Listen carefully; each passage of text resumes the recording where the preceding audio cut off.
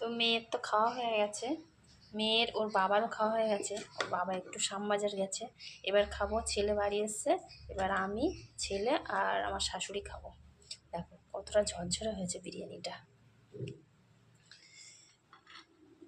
উফ, যা গন্ধ বেরোচ্ছে না, মানে কি বলবো, সারা ঘর মোমো করছে গন্ধে।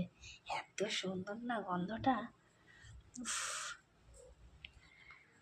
এরকম না বাড়িতে বিরিয়ানি করে খেতে দারুণ লাগে, কিন্তু বাইরের বিরিয়ানিটা আমরা খাই না বলবো না, কিন্তু খাওয়াটা অতটা ভালো নয় বাইরের বিরিয়ানিটা।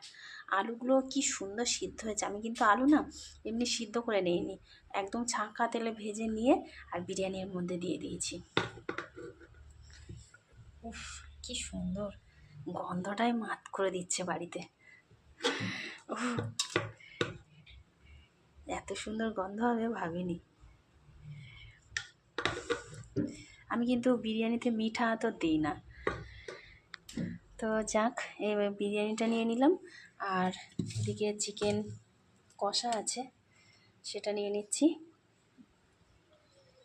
বেশি নেব না, 2 পিস নিয়েছি।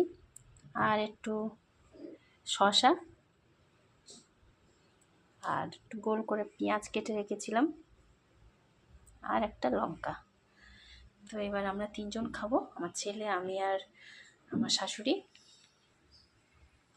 দেখতেও যেমন হয়েছে আর অপূর্ব গন্ধ বেরোচ্ছে, খুব সুন্দর গন্ধ বেরোচ্ছে। উফ, 1 ডেকচি বিরিয়ানি, আজকে রাত্রেবেলাও বিরিয়ানি খাওয়া হবে।